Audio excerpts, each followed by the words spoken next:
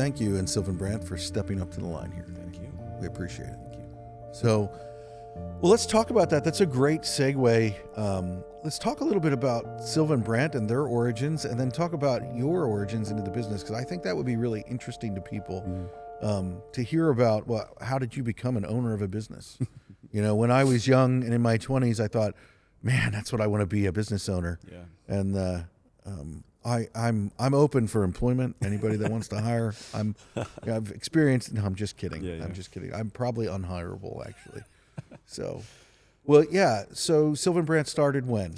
So 1960 is when the business started, and I hope that I honor the Brandt family by stating the history correctly. But the short of it is that Sylvan was working, I think, 2 or 3 jobs trying to provide for his family, and somehow came upon the opportunity, I think, to tear out a staircase in an old home. Okay. And somehow he got connected with the DuPont family, and one of the DuPonts basically educated him in the early days. So when you say the DuPont family, Yes. I just want to be really clear. Yes. You mean down from Delaware. The Yes. DuPont family. Okay. Yeah, I don't know how that connection was made, but somehow a connection was made with the DuPont, a DuPont. I don't remember his name.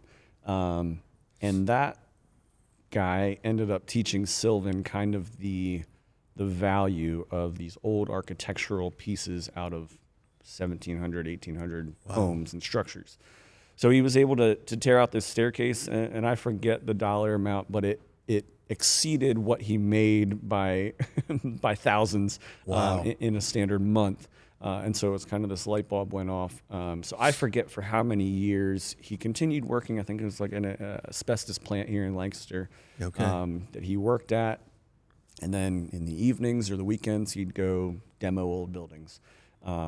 Eventually that spiraled to allow him to quit his day job and do this full time. And so I think for the first 25, 30 years, demo and reselling of the architectural pieces was their primary business. That's Okay. I actually just met a guy yesterday who came down here to buy something off of me from Facebook Marketplace.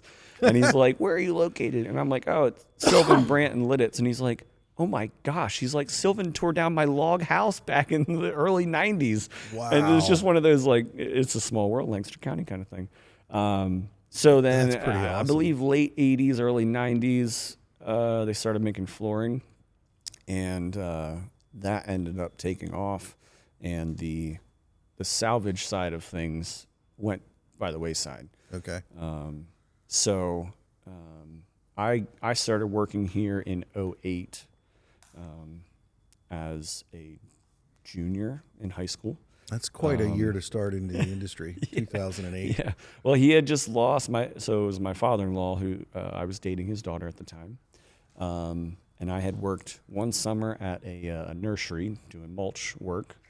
And I was coming to the end of my season there, and he had just fired a bunch of guys for some unfortunate activity that they were involved in on the job. And we were sitting around a campfire one Sunday night, and he's like, "Hey, you want a job? Like, I just lost a bunch of guys." And so I was like, "Well, my time at the mulch place is coming to an end, so sure." So I played soccer and everything, but on the days that I could, on weeknights and Saturdays, I would come in and pull nails even after everybody left. I'd stick around and did that for about a year and a half, and then he actually had to lay me off coming into the winter of my senior year of high school. Okay. But then I came back, I think it was maybe in the spring or summer then after I graduated, and worked here through my attempt at going to college years. I think, that's an interesting thing. You talk about being laid off, and you talk about the processes and the ebbs and the flows. Mm-hmm. And I think that a lot of people don't realize, when I was an employee, and I worked for a great company when I started. They're a local electrical outfit out of Mannheim. And when I was an employee, I just thought, well, work just comes to them. Mm-hmm. It's like, Yeah. it's not this. And I had no realization of what it actually takes to keep feeding the monster. And that monster would be, employee payroll, and keep feeding that in the sense of when you're operating a business, you're actually providing a livelihood for people, and they're counting on you to do that. And sometimes I think we can get, as owners, we can get kind of grumpy too when things do get hard and we have to make sacrifices. But that's our job. Sure. The employee doesn't get to benefit when things go well in the same way that we do. Sure. So we should recognize that when things are hard, well, that's the investment that you have to make for the future. Otherwise, go get a job. Yep. I mean, Yeah.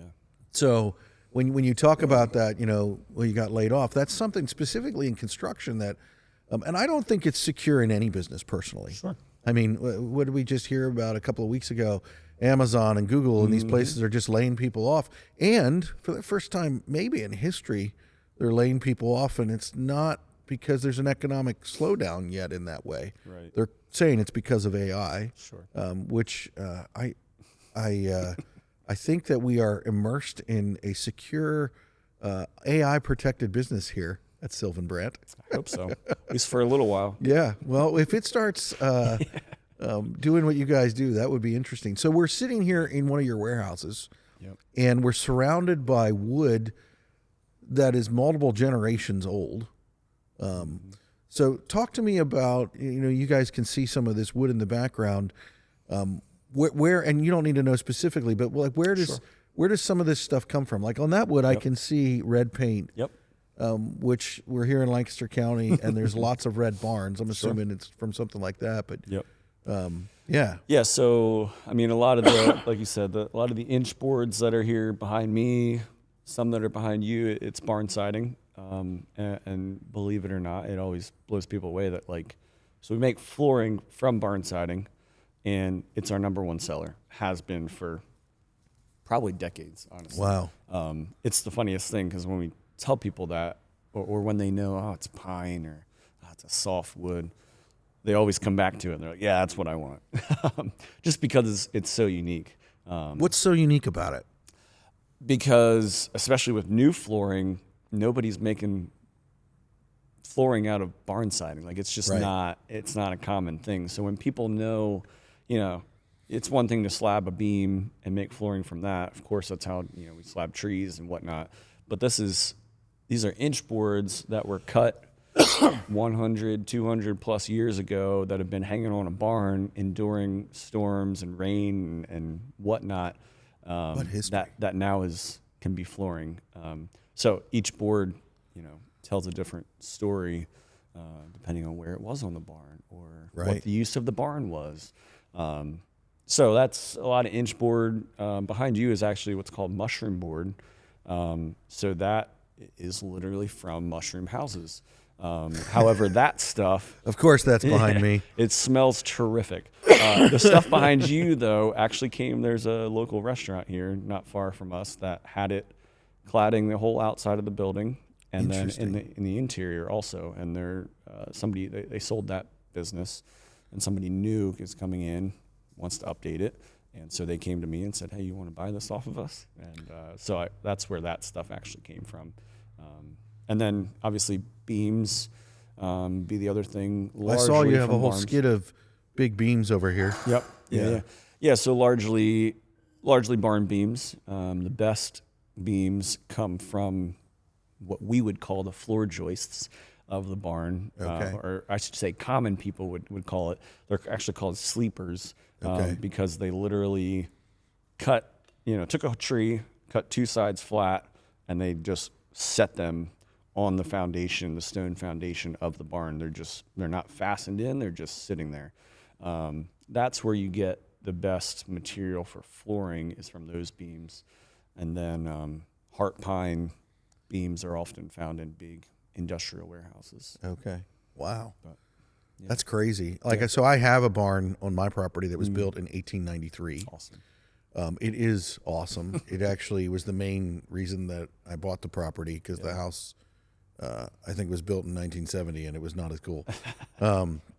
But in that barn, like when you're talking about sleepers, I know exactly what you're Yeah. talking about. I can picture them. Yeah. The thing that's crazy to me is I have a relatively new tractor, and don't get excited. It's not like it's a subcompact, but it's still bigger. Oh, sure. And I can pull that in the upstairs of the barn, and it doesn't even flinch. Yeah. And the barn was built in 1893, and I can honestly say that the beams have not been updated. And it's like it is fascinating to me, the way that things were engineered. Why do you think it is that people are interested in this being in their homes? Like, what is the thing that attracts them to what you guys are doing here? Sure. Well, I think that's been the big, I don't want to say the big selling point, but I've always told people, because there was a part of me before I even owned the business that would get offended if somebody I knew put new flooring or plastic laminate flooring in their house or something. What in the world? I work at a flooring store, which of course, because of its value, we can't all afford it. But the first thing, or the thing that I came to realize... To be clear, I couldn't afford it. Yeah. I looked at it when I built my house, but I couldn't afford it. The thing that I came to realize is you have to love and appreciate what the material is before you even necessarily look at the dollar value of it. Boy, that's a good way to put it. Because some people will look at it and say, I could care less that it came out of a barn. And I say, this isn't for you. It's just not. And there are conversations that I have with people where they'll come in thinking this is what they want, and either, the price point scares them, or they're like, why are there holes in it? And I'm like, listen, I would love it if you put this in your house. Yeah. But the reality is, if you're not happy now, just looking at it in our showroom or in raw form, there's a good chance you're not going to appreciate it later. So it comes from appreciating the history of the wood, knowing that it wasn't, just a tree that was harvested. And not that there's anything against that. I'm all for at least natural whole wood. But like, we had a company, the farthest we ever shipped anything was the Netherlands. Holy and it was crap. a company that actually bought our barn siding floor, which we call weatherboard. Yeah. They bought 200 square feet of it.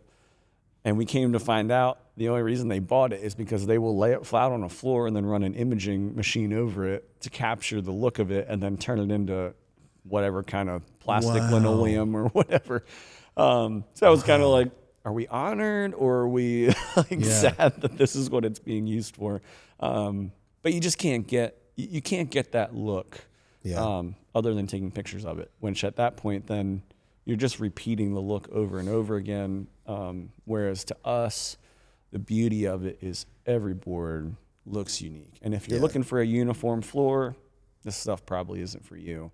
Yeah. But if you appreciate the history of it and the uniqueness that each board has, that's where the value is. Yeah, for sure. Well, I'm big on story. I mean, that's one of the big things that Blackline does, is we're about telling the stories of the men and women who do the work. Yeah. And we get hired to tell those stories, and I love that. So when I hear about the story that the wood has, like, that is fascinating to me. And that's, I mean, I can see some live edge stuff behind you there, and thinking about, well, where this stuff was, where it's come from. And then even the work of the craftsmen who take it and repurpose it. You want to talk about green energy and being, taking care of the planet. It's like, well, we're reusing this in a way. Right. And one of the things that I find fascinating about it, especially in new modern facilities, when you're building, I was a part of a project where they were building a steel erected building. Okay. And they actually put some of your flooring in. Oh, cool. And the steel was very cold. Mm-hmm. But when you brought the wood together with the steel, it created something that didn't exist without the other. Yeah. And it just made it so much, it was like a combination of modern and ancient history that brought it together, that really created something that made the space more enjoyable. And I want to say it made the steel warm, but I'm not a designer or anything like that. I don't know. I just know how I enjoyed the space more when it was done in that way with what was there. Yeah. And I love the fact that you might walk in, and when the floor is finished, you see there was a nail that fell on its side that someone stepped on, and there was that indent in the wood. Yep. There was different things. I have a briefcase that I use for work, and it's from a company called Saddleback Leather. Mm-hmm. And one of their things that they say is, scars are good. Scars tell a story. And it's like I think that's something with what you're doing here with the wood, that is, especially when you're building a new home, you're bringing character into a home that otherwise wouldn't exist. And it's like, that's pretty cool. Yeah.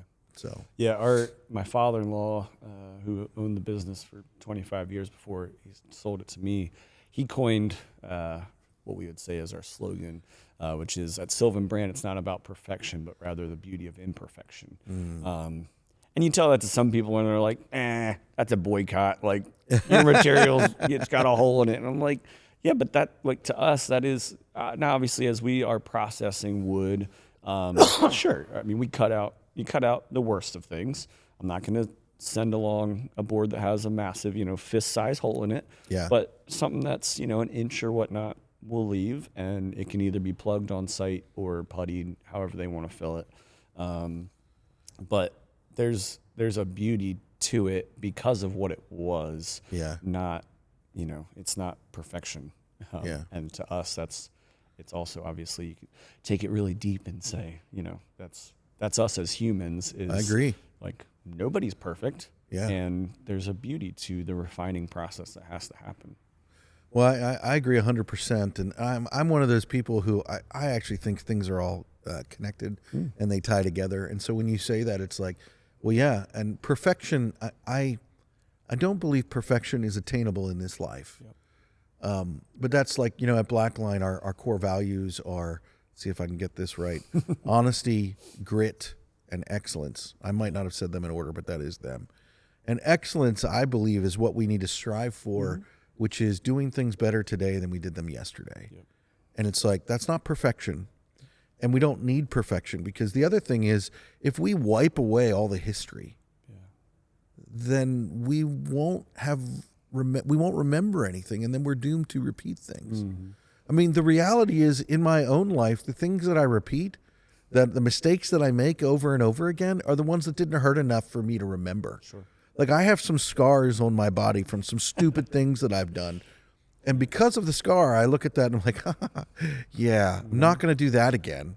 Because of the pain that I had to go through, I'm like, not going to do that again. Mm-hmm. And that's one of the joys of experience. The problem with experience is you have to go through the experience to have the experience. Right. So, yeah. I have one of those scars actually on my thumb from a table saw. So anytime I use a table saw now, I'm like, grab the push stick. Yeah. You're not a sissy. Grab the push stick. Exactly. Fingers are good to stay attached to the body, for sure. Yes. Yeah. So talk with me a little bit about, your father-in-law then came into the business. Mm-hmm. Sylvan Brandt started the business, and then I think this is really interesting. And I apologize. I don't know if Tyler knew what he was getting into here, but we don't edit anything. Yep. Bring it on. So, and I love to ask questions that maybe pull out information, and so. I think that we have some people listening that might be interested to know, well, what is it like in, you're coming into a business as, I guess it would be the third generation, not all in the same family, but the third generation, and you're experiencing taking over a business from a family member. Mm-hmm. And what was that experience like? And, hopefully your father-in-law doesn't listen to this if you're like, well, it sucked. It was so bad. No, I'm sure he will. Because when I told him about it, he was like, oh, that's awesome. I'm so glad. He would never want to do.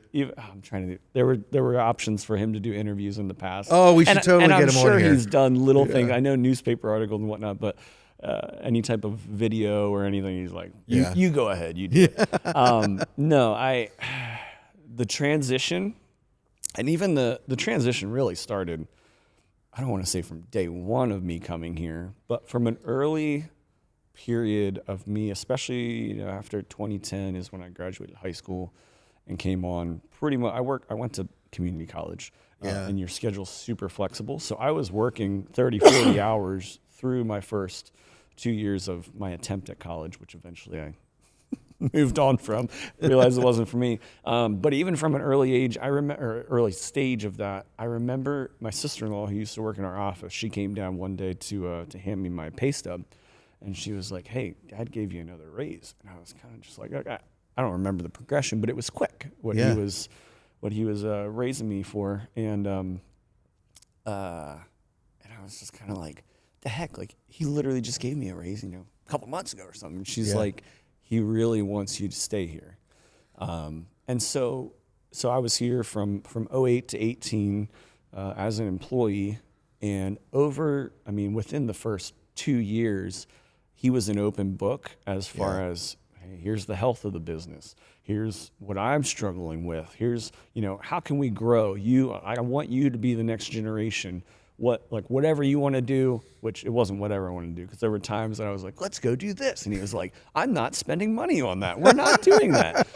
So there was I'm this young, ambitious, no concept of finances and whatnot kind of person.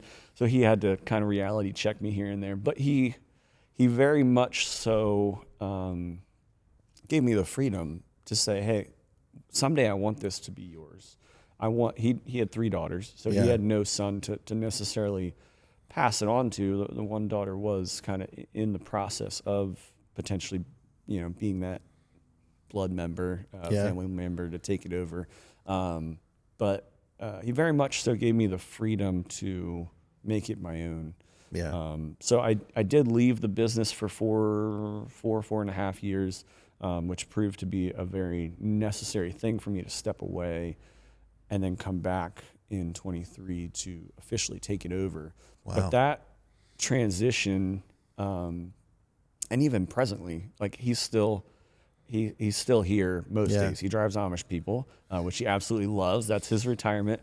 But he's here most days, and we have conversations about me asking him, hey, this is a customer presented this problem. How do I respond to this?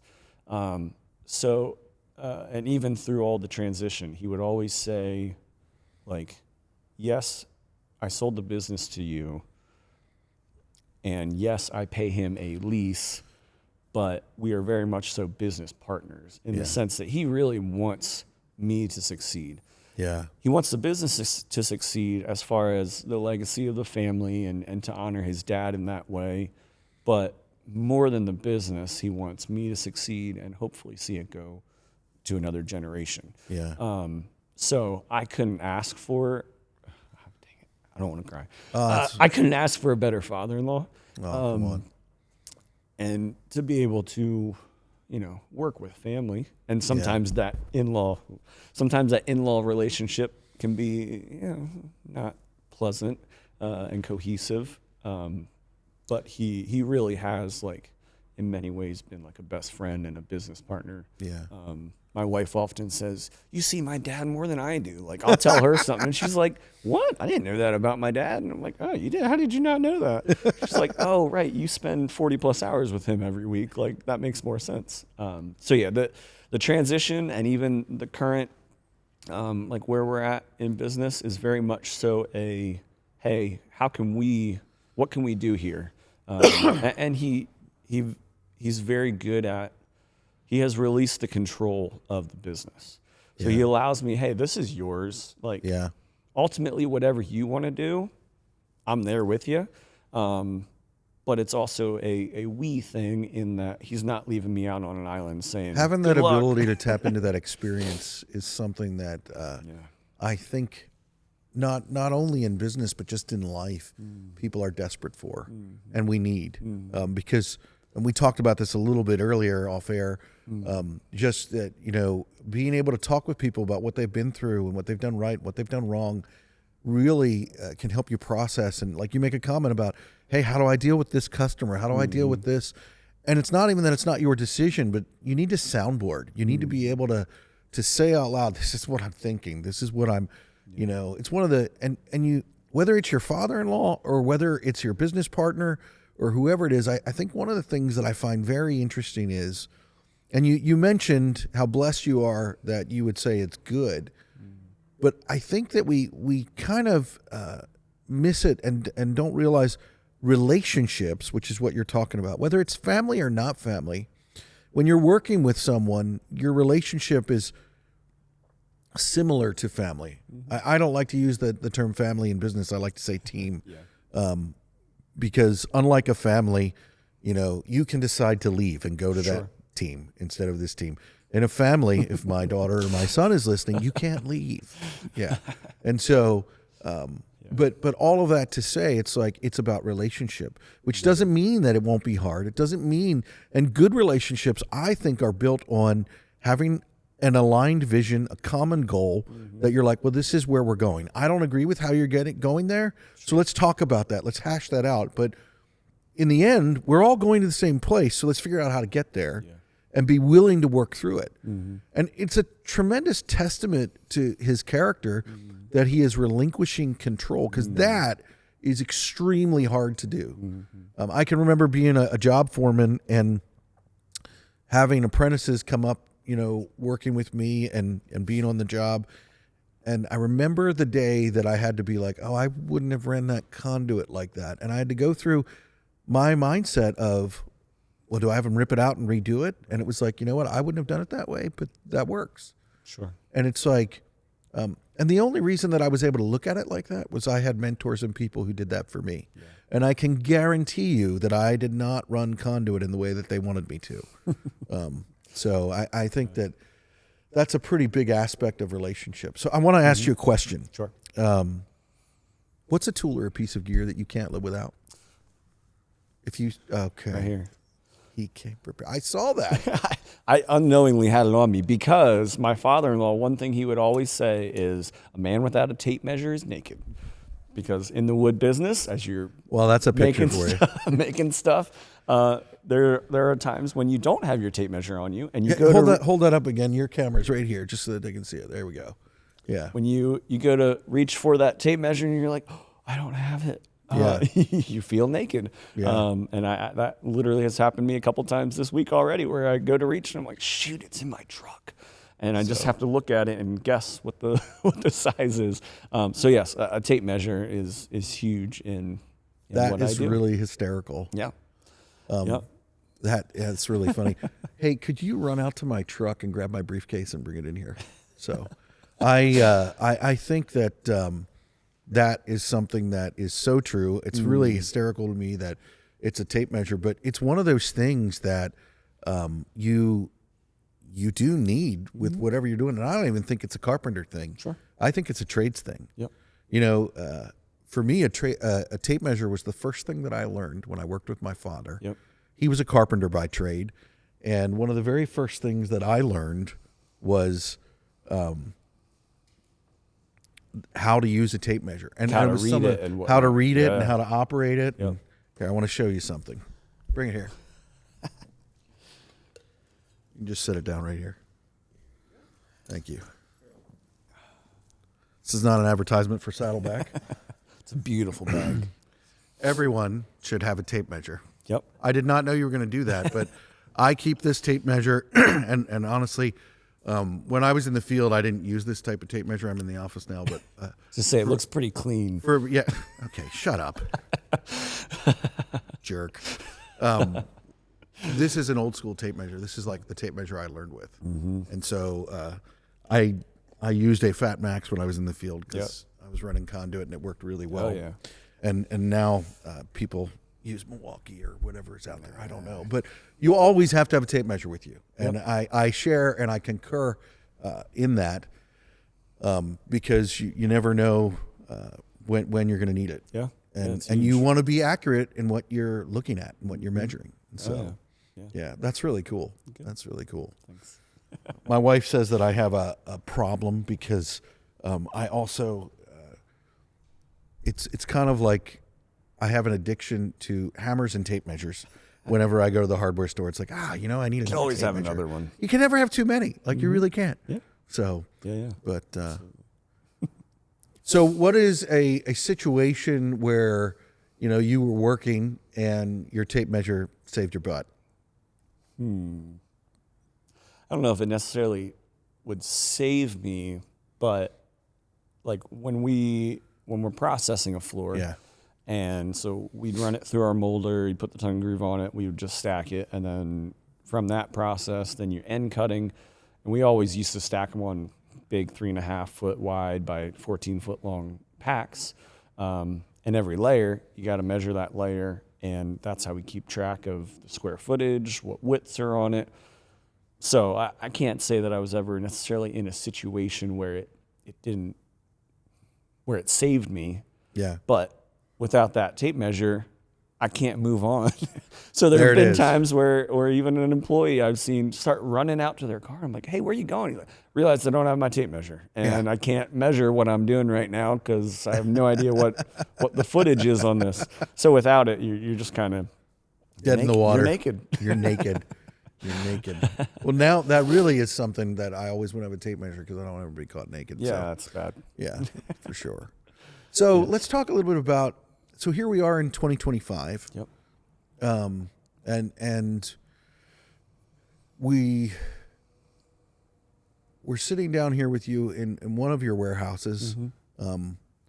I want to kind of talk about your year a little bit because we're also coming up on Thanksgiving, very soon here.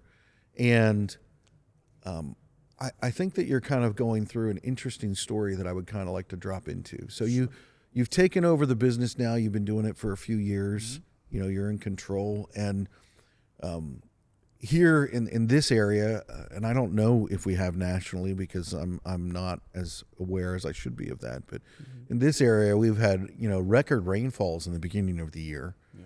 I'm trying to remember how many days we went with rain and how many days we went without. But I remember it was something ridiculous.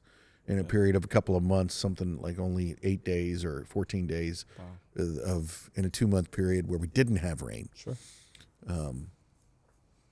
So what was going on for you guys when that was happening?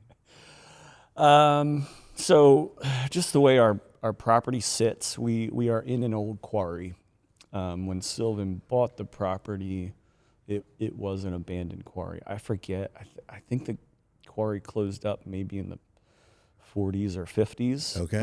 The reason being because they hit a spring. Yeah. So back behind us here is still I would guess 1.5 acres, maybe 2 acre pond. Yeah. That people have told me there's probably machinery sitting down there. So someday it would be really sweet to be able to pump it dry. But where we're sitting, where these warehouses are, Sylvan actually had fill brought in when they were building the Johnson & Johnson plant here in Lidditz. I think these warehouses sit on 30 or 40 feet worth of fill. So he had to raise this up just to make it usable land. He was notoriously known for buying useless properties. And thankfully over the years, it's paid off for the family in that way. Really but it was cool. always like, why would you buy this piece of land? It's such a waste. And then I came to find out only recently that I knew he bought our property and the property next to us. I knew that was all one lot. Came to find out he owned additional land. It was all a bigger, like a 20-acre plot. And of course, he sold off all the other ones and kept the crappiest section of it for himself, which, made sense in the time. Yeah. But yeah, so we sit in a relatively low-lying area. The pond portion of the quarry is definitely the low spot on this eastern side of Lidditz. So when we experience continual rain, heavy rain, that quarry has a tendency to fill up. And over the time that I've been here, we had, I think back in 2014, I want to say, it filled up, spilled over, and we had maybe 6 inches of water across the warehouses. Okay. Some land development things have happened by the people that surround us that I won't get into because I don't want to. We've been down that road and I don't want to do it. But it causes not necessarily maybe the water to fill up more than it used to, but more so than that, the water has nowhere to go when it spills over. Okay. So it rained a lot in June. Yeah. And then at the end of the month, I was actually at the beach for a week with my family, about 5 hours away. Well, this will teach you to take vacation. If you're in business, you just shouldn't do it. No, So kidding. So we rent part of this warehouse to a friend who does exterior work, and they knew that the rain was increasing, and my father-in-law had come and checked the property. I think he said 8 o'clock. I don't forget what night it was, but came and checked the levels and stuff, and it was still below like the cresting point. And then I think it was around 11 o'clock or 12 o'clock, the guy who rents from us came to check things out, and there was 6 inches of water in this warehouse here. And so he spent an hour kind of lifting stuff off the ground from his side of things, putting it on his trailer. And he said within the hour that he was here, it elevated, I think, 6 or so inches. I mean, it was a foot high just within an hour's time. Wow. And by the next day, I think it was at 24 inches by the morning across all. We had 3 warehouses here that all sit on the same plane. So it was 24 inches. And then another storm surge came in the afternoon, and it went all the way up to 40 inches of water. So we had 40 inches across all 3 of our warehouses at that point. And because the water no longer had an escape, it sat there for three days until we could get into the warehouses without getting wet feet. Wow. And then I think another 2 days or so until it was away from our warehouses. So because of that, motors from our machines. Right, because you manufacture flooring, Right. so you have planes, So you have we had a mills, molder, we had an edger, Yeah. Wood-mizer saw, walk behind Yeah. bandsaw, Yeah. upcut saw, and then obviously a bunch of Yeah. hand tools and stuff. Yeah. It actually lifted piles of wood and toppled them, which was just like carts of 600 board feet worth of oak that is heavy. Wow. That it literally just elevated it and tipped them over. And other stuff, you had little oil cans and stuff. So then wood gets stained with oil, and you can't take that out. So that wood became useless. So that's what I came home from vacation from. Yeah. Unfortunately. So you come home from vacation, you're having to deal with that. Welcome to business ownership. Yeah, right. Woohoo. So, how did that, I'm just, I don't want to sound stupid here when I say this, but I'm trying to get you to verbalize what that felt like when you came home to that. Be honest. There was a little bit of hopelessness. Yeah. It really felt like, is this the end? Yeah. The business in general for the last, I would say 2 decades, has been a roller coaster. A lot of ups and downs, which I know. I'm not laughing. I'm just laughing because that's business, and every business owner out there probably would say to you, "It's a roller coaster." Yeah. A lot of ups and downs, and a lot of, is this the end? Do we pull the plug? Yeah. My father-in-law did a lot to try and to keep the business afloat for the next generation.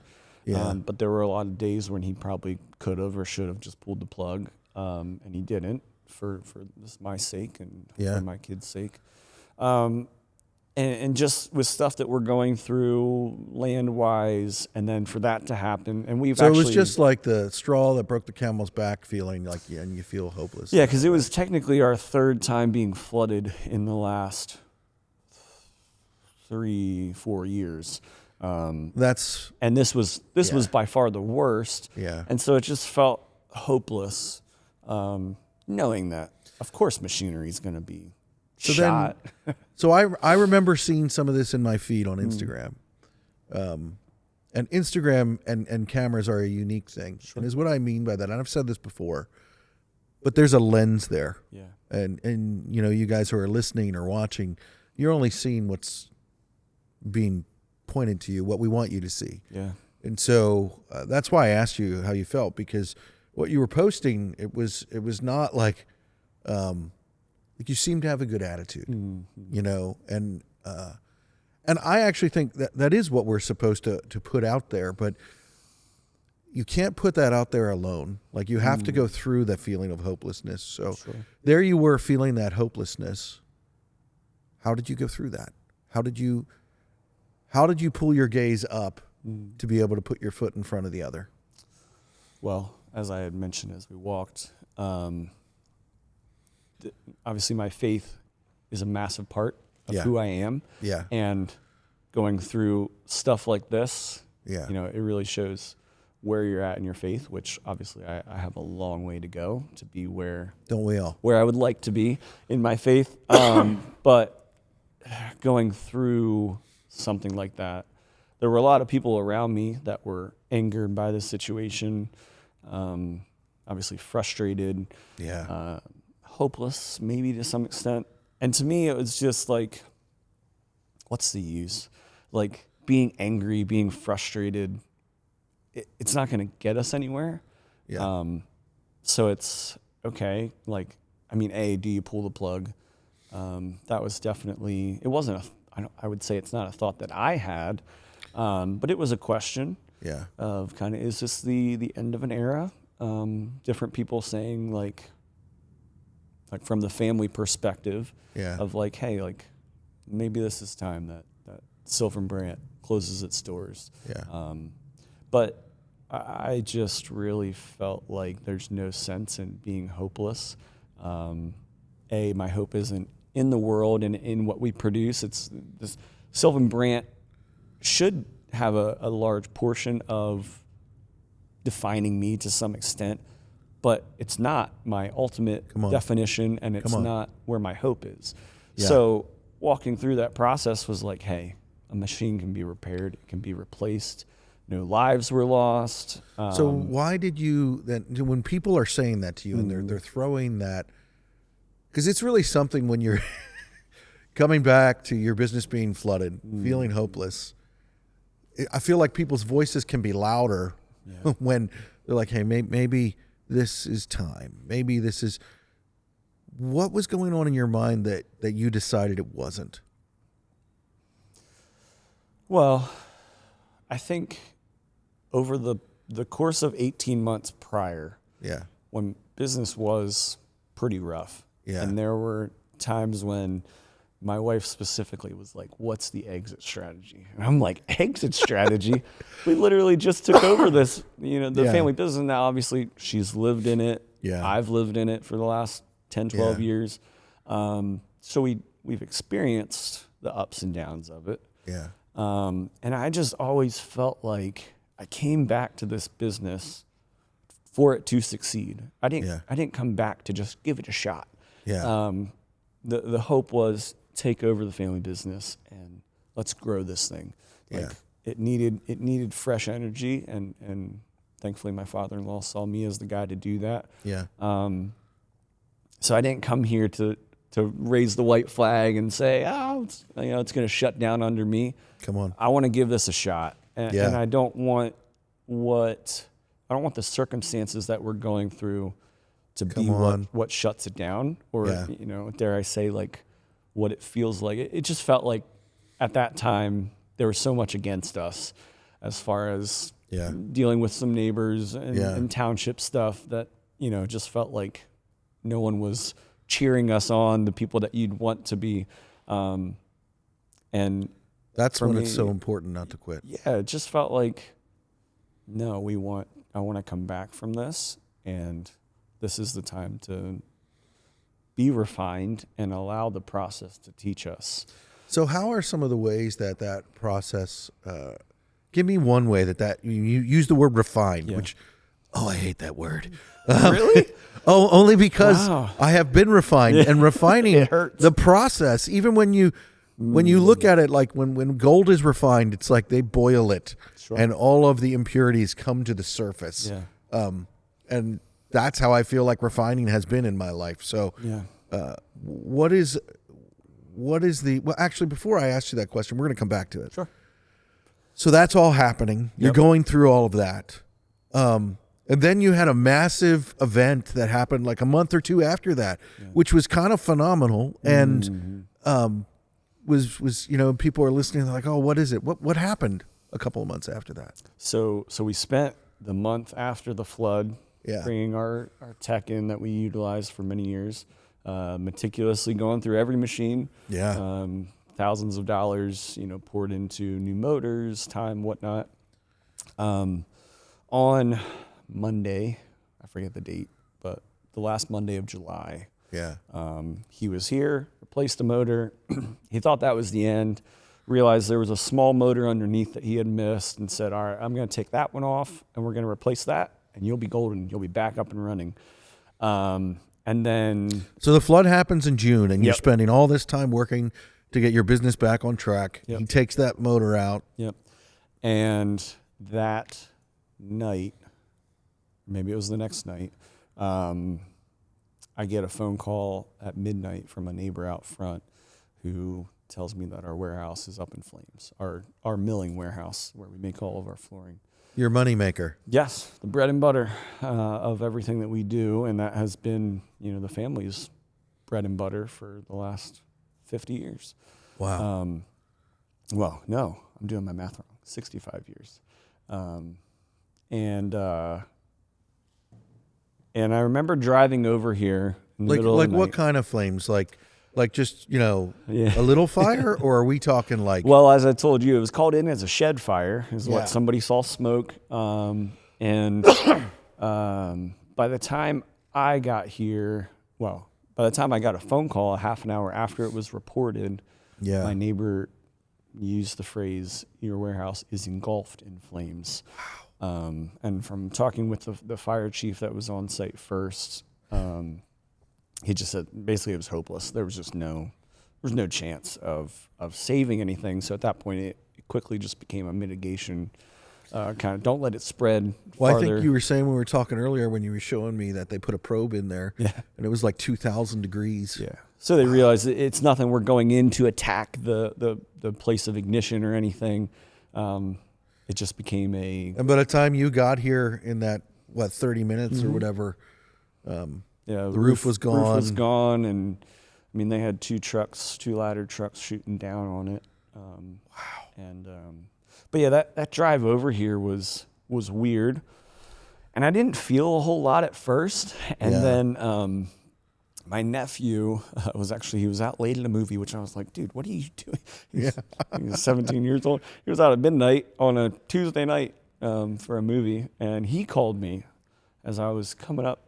I live south of Lancaster, so I'm coming up by the airport, and I could see the plume of smoke. I mean, they obviously had airport. lights, and from the airport, however many, I don't know, 3-5 miles away, they had lights on it, so you could see smoke just going up into the air, and I knew exactly what it was. And he calls me and said, I'm like, what's up? Why are you calling me at midnight? And he goes, is that Sylvan Brandt that's up in flames? Like, we just got detoured from taking a friend. Wow. And there were fire trucks everywhere. And for some reason, him calling me and asking me that, like, just broke me. Yeah. And I have no idea why. But it really did. After going through the flood and all the time in between that was, how do we get these orders that we had fulfilled? I was outsourcing and dealing with that whole mess. And then for this to happen on top of it was just like, what are you doing? Yeah. Like, what am I supposed to do with this? Yeah. The flood was one thing. Work through it. We can do this. A fire, our well-being is gone. Yeah. So it was, the whole warehouse was gone. I mean, we sat here for 2 to 3 hours as they fought it. And it was clear from me getting here an hour after it was reported that it's gone, and all the equipment, there's no way you can save. Talking with insurance people, they're like, we had a skid loader in there, and they're like, is it repairable? Like, go for it. If you want to repair it, you go for it. But like, hydraulic lines are melted, the windows are shattered. Like, no, it's not repairable. That's ridiculous. So it was just obvious that, like, okay, we have to, there has to be a pivot, or is this closure? Yeah. And as I told you, like, and I've told everybody, my father-in-law and I sat there at 2 a.m. in the morning watching, for him, I mean, this was his life. Never gonna forget. watching it burn in front of you. Wow. And I basically just said to him, like, is this it? Like, there's no coming back from this. I mean, sure, you can get insurance money, rebuild, yada, yada. But, like, is this it? Like, we got everything stacked. It felt like it was stacked against us. And he is a great man of faith. And he said to me, you know, I think this is God's gift to us to say. I would have slapped him in the face right there. Yeah, that's keep going. This is interesting. I think this is God's way of like allowing us to pivot or say like, hey, you've gone through a lot. We've been dreaming up how do we develop, how do we make use of the property he's given us versus just, you know, of course the conversation has been sold or brought up about, you know, do you just sell it? Yeah. Just get out of here and take your whatever and run. Yeah. But everybody in the family is saying, no, let's think generationally. Like, we got kids and everybody's having the conversations. Housing's so expensive. How are our kids going to afford a home? Yeah. With the prices that they are and everything. And so we're just thinking, no, we got to think generationally. Like, come on. God gave us this property. He gave us this business. Let's be good stewards of it. Come on. And so when this happened, it was his wisdom of saying, God has a plan for us that we don't see, we don't understand. It doesn't make sense. Yeah. But he's in this, and he's going to use it some way, somehow, that we don't see, that we're slowly starting to see, for the good of our family and obviously for the good of the greater story of our testimony. Absolutely. So. Well, we talked a little bit earlier. I'm a firm believer in that, and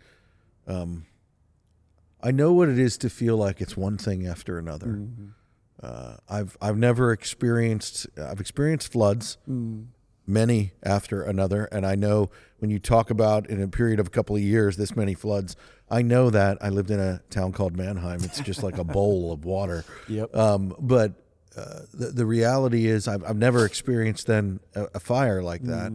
And so that leads me to, here we are, it's 2025. Yep. You're in this business, you're doing this. And I so appreciate your honesty about it. I appreciate your honesty about your faith and looking at it. And when we were talking earlier, I was talking about there have been times in my life where it's like I wanted to quit. And I can remember some of those stories, where for me, when God really moved in my life were moments like where you're at, and not yours, but my moment like that. And it was like I can remember crying out to God and the Lord doing things and moving in ways that I never would have imagined. And not in what we would expect. It's not like the Lord just dropped resources. Matter of fact, whenever I've experienced a great windfall, way before that, and not that that's why we do it, but way before that, I came to a place where I was like, well, if this is where you have me and it absolutely sucks, then this is where I want to be. Yeah. And that's the reality of it. And that's what you're saying. Then to have those relationships and those people around you, like I can just picture you guys sitting on the hill watching it burn and your father-in-law saying that to you.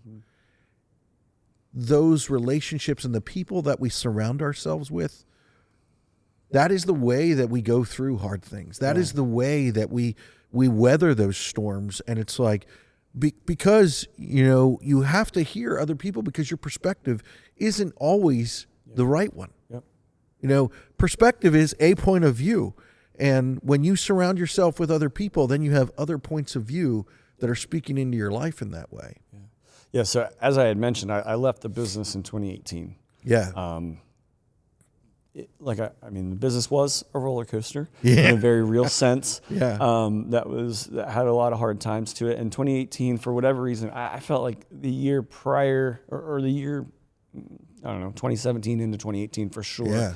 I just felt depressed and heavy about it all. And I was just an employee. Yeah. I was getting paid regularly. My father-in-law was not. But for whatever reason, I just felt heavy about it all. And my wife and I got to go on a trip, just the two of us, to Palm Springs, and we had a week together, and it was amazing. And I'll never forget sitting in that hotel room with her on the couch and just having that conversation of just like, like her being like, what the heck? Like, what is up with you? What's Yeah. going on? Like, let's talk. And me just saying to her, like, man, I feel like I have to move on. Like, your father has desired for me to take this business over, and I want to so bad, but I see how rough it is, and why would I want to live in that? And it weighed on me, and so we came to a conclusion on that couch. We're gonna move on. So we came home, and I applied for a couple different jobs. And pro tip to anybody out there who's looking to leave the family business: don't download applications on your boss's computer, because by the time I came to him and told him that I was leaving, he's like, I saw applications on in my download folder. I'm like, shoot, didn't think about that. Yeah. So I left and I went and worked for an excavating company for 4.5 years. Never thought I'd come back. Yeah. But in that time away, both working at the excavating company. To be clear, everyone wants to work for an excavating Dude, company. it was Moving dirt fun. is just fun. Well, I didn't get to move dirt. I was playing with poop and water, doing Oh, utilities. well, cool. But it was honestly a ton of fun. Yeah. Working on a crew is a lot of fun. For sure. And I do miss it most days. Yeah. But between working at the excavating company and what I learned there, and then we transitioned churches during that season, and the church that we're at has so many small business owners. Yeah. And the men's ministry and the way that the older generation pours into the younger generation is such a beautiful thing. Come on, there's where it's at. And so that time away, I came to discover that the whole purpose that I had to step out was to be surrounded by a new group of men. Yeah. And so when my father-in-law came to me in 2022 and said, hey, like, I'm at a point where either I'm going to liquidate, sell out a family, or else you have to come back and take this over. Yeah. So my wife and I thought about it, prayed about it, and one of the deciding factors that made me feel comfortable about coming back was knowing that I was surrounded by these men that own businesses or are prominent in their business and have poured into me, even just as an employee of another business. Yeah. I saw that group that was surrounding me that made me say, I can do this because I know I have people I can reach out to gain wisdom from. And so that core group and going through all that we've gone through, like our church has been such a mainstay for us. As soon as something happens, I get a text from my pastor, one of the guys like, hey, how can I help? What can I do? What can I do? Yeah. How can we help you? Can we start a GoFundMe? Can we do X, Y, Z? And so just that group that we have been surrounded with has been, That's huge. it's allowed us to continue. That's where it's at. Yeah. That's where it's at. And it doesn't even mean financial stuff. It means just people being able to speak life into your life. Yep. And I think that is absolutely huge. You use the term, we wanted to think generationally. Yeah. I think that is an essential statement in business, in life. You know, I've talked with businesses from their start, you know, that are totally broke to businesses that are over $1 billion company. Sure. You know, I've talked to businesses with the employee is the guy I'm talking to businesses that have over 30,000 employees. Sheesh. You know, and the thing that I've seen in some of the most successful businesses, there's a company that I absolutely love. They're called the Heritage Group. They're out of Indiana, and that is their statement. Yeah. That we would think generationally. Yeah. And you know, when you look them up, and they are a materials company, and they invest in businesses and whatnot, all that. They are extremely old as an organization. They are multiple generations. They were part of the first Indianapolis Speedway. Wow. But this is my point. When you're thinking generationally, sorry, this might not be encouraging for you, Todd. Bring it. But it will be the truth. When you are thinking generationally, those first generations sacrifice greatly for the next generation. Absolutely. But imagine what can happen if the next generation knows that story and knows what it is to sacrifice and how they can sacrifice for the next generation. Yeah. We're coming up on a holiday that is uniquely American. It's called Thanksgiving. Mm-hmm. You know, there were some founding fathers in the origins of our country that sacrificed because they were thinking generationally. Yeah. And listen, I know this goes out on the internet and I might get some hate. Probably not, because our listeners are of a certain demographic, but I will make this statement. I do believe that we live in the greatest country in the world. Mm-hmm. I'm not saying the perfect country, but I don't want to live anywhere else. Sure. But the reality is, only because of men and women who thought generationally. Yeah. And that means that you're thinking about something outside of yourself. And this I will tell you, whether it's flooding or whether it's burning, you can gain fulfillment in the moment that you realize, oh, it's not about me in the now. Yeah. It's about me in the future. And here's a secret for you. Okay. If you don't quit, you will succeed. Nice. Failure only happens when you decide to give up. Yeah. And if you do not give up, then you will succeed. It might not look like what you thought it would, but that's the other thing that we need to work on is our expectations. Yeah. When we expect something and we formulate that expectation, that is a way that we can be set up to have to deal with failure, because we're putting an expectation out there that maybe isn't what it should be. Mm-hmm. So with all of that, and in talking through your story and whatnot, are you okay? I know it's cold. Yeah. But I'm fat, so I can. You retain the heat. I retain the heat. Yeah, yeah. What are you thankful for? I'm really thankful for my wife. Come on.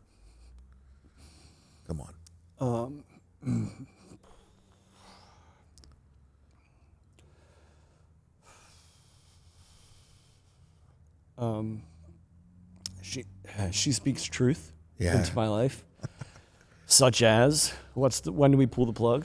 Yeah. I mean, that's the hard truth.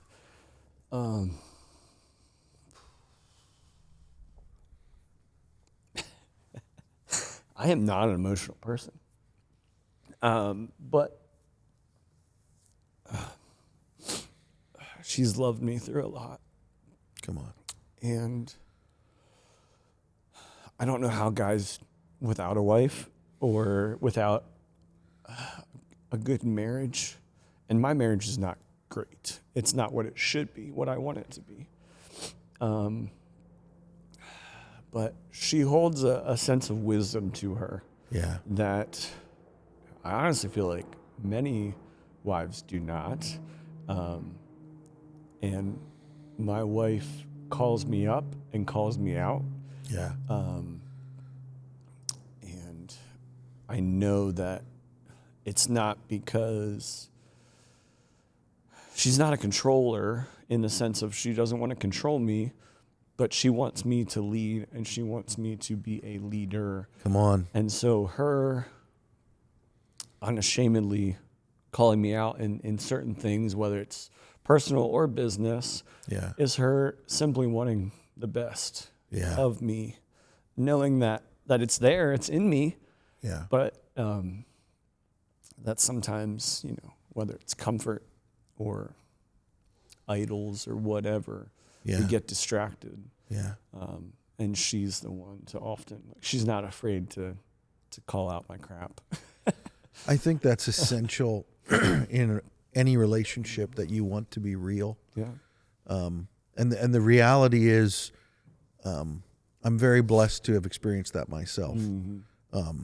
And I don't know if God, stupid thing to say, if God knew. Yes, he did. But when I was starting my business, I would have quit so many times had it not been for my wife. Yeah. And I told you this earlier. There was a moment where debts were high and funds were low. Mm-hmm. And I wanted nothing more than to be done. Mm-hmm. And I could not. Mm-hmm. I could not put one foot in front of the other. And this phrase became synonymous in our relationship because I'm a thick-headed, I'm like these stacks of wood behind me here. I'm a thick-headed guy, and I need people to communicate to me in blunt, forceful ways for me to hear it. Mm-hmm. And this phrase became synonymous in the beginning of our marriage and the beginning of our business. She would say to me, because I felt like God told me to start a business, which was a weird thing. Sure. And she would always say to me, well, what's the last thing that God told you? Every time that I would come to her and be like, I want to be done. I want to be out of this. I want to be through this. She would be like, what is the last thing that God said to you? And she said, I remember you saying that God told you to start this. Did God speak to you in some other way? Yeah. And I would literally be sitting there being like, yeah, surely please, he did. Please. And the reality was he hadn't. Yeah. And I want to be where God wants me to be. What I have realized in life, whether it's hardship or success, the reality is hardship is not bad. Yeah. And when I have people in my life, relationships that support me, it is something that I can work through. And maybe you're listening, you're like, yeah, well, I don't have that. Well, you can have that. That needs to be your job, to seek out those relationships, to find men that are willing to invest in your life, to mentor you, women who are willing to come alongside you. That is what you need to be looking for, not a high-paying job, not the successful, because here's the reality. Hardship is going to come whether you have millions of dollars or you have thousands of dollars. It comes regardless. Anybody out there who is dealing with billions, I assure you, they deal with hardship. Yeah. There is no escaping it. Yeah. The only things that are for certain in life are death and taxes. And so when you have people in your life that when you're sitting there looking at the warehouse burn, that are beside you and willing to look at it and be honest and truthful with you, that's how you live life. That's how you go through it. And you cannot go through those hard things. And once you have gone through those hard things, just like this wood here that's behind us that has the scars and the story to tell, and it's going on. It didn't expect to be ripped off a barn and put in a $1 million home. Sure. It didn't expect that. Yeah. But it's continuing to tell its story, and that's what you're doing. And so, I think that being thankful in that way for those relationships, that is so important. And being thankful overall. Because I once heard a guy speak, and he said that you need to recognize that being grateful and being thankful is always possible. And he told a story of a man in business that was struggling with suicidal thoughts. His business was failing. Things were, just really difficult. And he was thinking, I'm worth more dead than alive. It's an old Jimmy Stewart phrase right there from A Wonderful Life. And he was thinking that, and he was talking with this guy, and this guy said, yeah, but you're breathing. You're this, you're that. And it's like, there are things to be thankful for. And the reality is life is the same. It's like, all right, you haven't failed until you quit. And so when you surround yourself with those relationships, with those people, it helps you remember what it is that you can be thankful for. Yeah. I don't feel the sun on my face. That's the light right there. But the reality is that being thankful and having gratitude helps you to be able to continue to put one foot in front of the other as well. Can I read a quote? Absolutely. It's kind of long, but I just heard it the other day, and I've been listening to it on repeat because I feel like it's my situation. Come on. Which obviously is other people's. When God wants to make a man powerful, he doesn't crown him first, he breaks him. First, he strips away your comfort, your pride, your plans, until all that is left is what's real. That is not punishment, it's training. See, pain doesn't come to destroy you. It comes to stretch what's inside of you so that you can carry the weight of your destiny. Every bad day, every betrayal, every heartbreak, that's God molding you piece by piece. You don't grow in comfort, you grow in chaos. And the pressure that's breaking you now is the same pressure that will make you unstoppable.